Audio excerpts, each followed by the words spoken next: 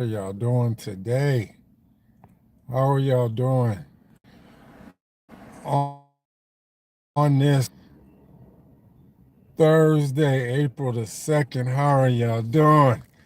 I'm Double P, host of Premier Sports Talk, and there's been some breaking news that just broke on ESPN, and I decided to pull over and drop the Premier Sports Drop. And it appears that the Las Vegas Raiders have a new quarterback. Man, this man right here, Kirk Cousins, he's had a long, lucrative NFL career. And to me, he got like 9 lives. He just keep getting paid. But this particular time, he's only going to get the league minimum. I thought he was going to go into the NFL broadcasting booth, but the news just broke on ESPN. I decided to pull over real quick and drop it and let you all know that the Las Vegas Raiders have a new quarterback, and it's Kirk Cousins. I call him the QB with 9 lives. Whenever you do see this live feed, do me a favor. Let me know where you're watching from. Let me know who your NFL team is. It would be greatly appreciated. And there's some other big news that's going on currently. And when Todd Monken's, the Cleveland Browns coach, got interviewed up there in Cleveland, when he was asking specific questions about the quarterbacks in there in Cleveland, Dylan Gabriel, Deshaun Watson, and ShedeurSanders. We'll deal with Deshaun Watson first. The new head coach for the Cleveland Browns said that he only met Deshaun Watson once during the offseason. He stated that Shedeur has been at the facility numerous times up there all throughout the winter, has been working out and training hard, trying to put in the work to achieve his dream and his goal to be QB1. He would not come out and verbally say and commit to ShedeurSanders being the day one opening starter at the beginning of off-season camp. But what was alarming is that he spoke on Dylan Gabriel when the reporters asked him about Gabriel, and he stated that he has not met Dylan Gabriel and has not seen him at all up there at the Cleveland Browns facility. So that's pretty eye-opening to your former head coaches going down in Atlanta. If Dylan Gabriel did think that he was going to be going to Atlanta, the Atlanta Falcons have their 3 quarterbacks. They don't need Dylan Gabriel. So you would think that Dylan Gabriel would have at least spoke directly to the new coach, Todd Monken, and been up there in the facility. Yes, Dylan Gabriel lives over there in Hawaii. He's supposed to be, from what the posts I've seen on social media, he is supposed to be planning his wedding, but you don't have to physically be there to plan a wedding. But the breaking news is that the quarterback with 9 lives, let me know how y'all feel about it, is Kirk Cousins is going to be with the Las Vegas Raiders this particular season. And I wonder if Tom Brady had anything to do with this. And the reason why I say that is, I don't think Tom Brady may not have wanted to have a rookie quarterback starting out right away. It's very obvious that Fernando Mendoza is going to be the #1 draft pick coming up here between the 23rd and the 25th of April. Well, Fernando, all he has to do is wait till the 23rd of April. He's going to be the #1 overall draft pick, at least with the Vegas Raiders signing Kirk Cousins. Mendoza will have an experienced, credible NFL quarterback that's been in the league for a long time to be able to mentor Mendoza and pass off the torch to Mendoza. I think, I think that Kirk Cousins will start the season off initially, and then they'll pass over the torch to Mendoza. Let me know what y'all think. Let me know. Let me make sure I got this. Anybody can chat. Let's see. I got to make sure that anybody can chat. Okay, I just changed that. So forgive me if y'all wasn't able to put y'all comments in there, but the chat is open.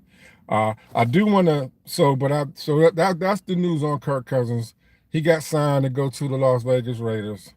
to be a bridge for Fernando Mendoza, who's going to be the #1 draft pick in the draft. That's just clearly obvious.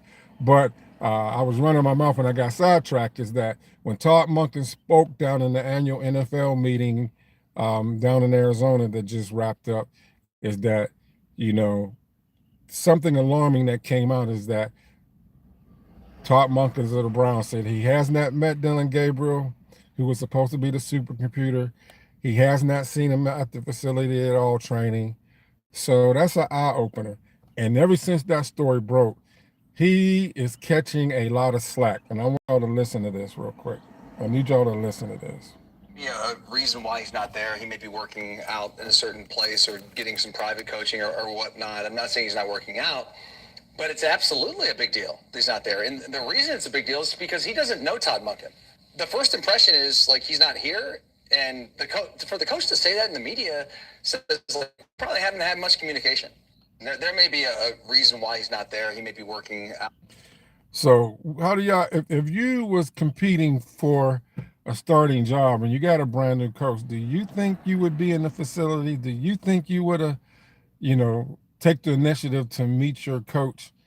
And for whatever reason, Dillon Gabriel has not been up there in Cleveland, the supercomputer, the one that was drafted before ShedeurSanders. What's up, Echo? What's up? What's up to you? Echo the media. Hey, how do you feel about the news that Kirk Cousins got signed by the Raiders? You think that's a good move for the Las Vegas Raiders? Let me know in the chat, y'all. Let me know. This is an impromptu live. I'm not behind a desk. I'm out here on the road. I pulled over and I said, let me get on here, get in where I can fit in, and give y'all that breaking news that Kirk Cousins is going to be with the Raiders. I think he's going to be a good bridge quarterback. Yes, I definitely, yes, Echo the media. I feel that same way. I feel like it's a great move for the Raiders. I think that Tom Brady definitely had everything to do with this particular move. It's going to help mentor Fernando Mendoza, and they'll be able to, if Kirk Cousins starts, I don't see Kirk Cousins getting the whole season. We'll see how it plays out. As long as the Raiders are winning, I feel that Kirk Cousins will still be playing. When they start losing, they're going to pass the torch off to Fernando Mendoza. I'm looking forward to see what this young man do. He balled out for the University of Indiana.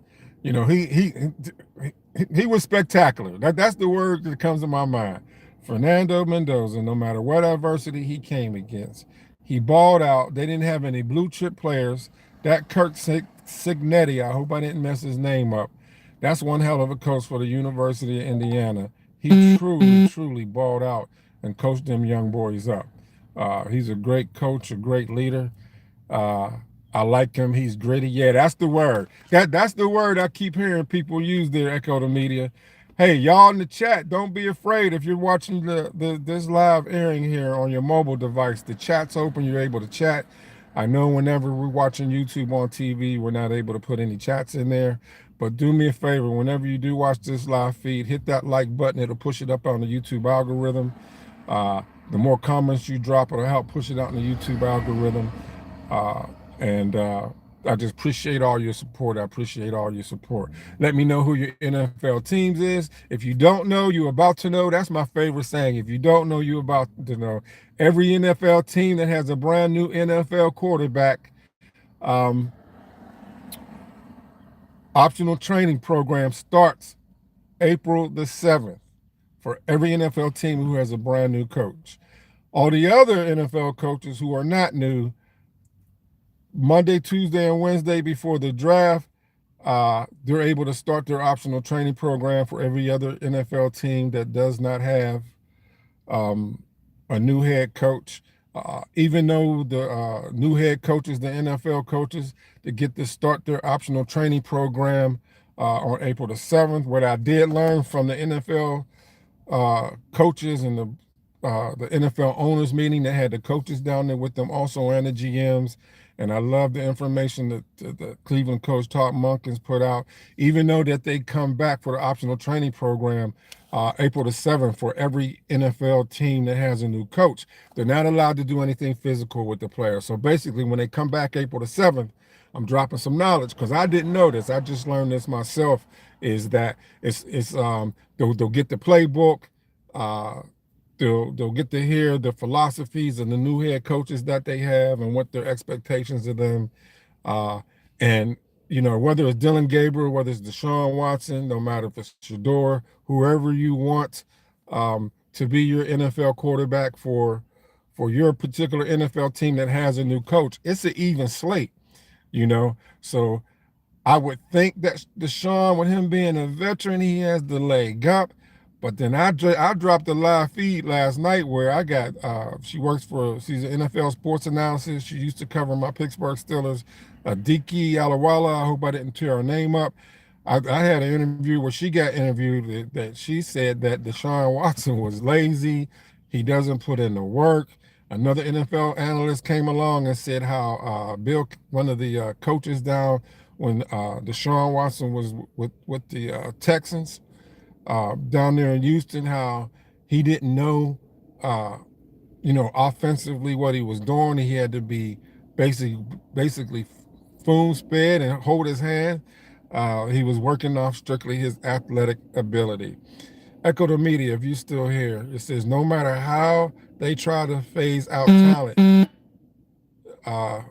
no matter your background, cream always rises to the top. I totally agree. I totally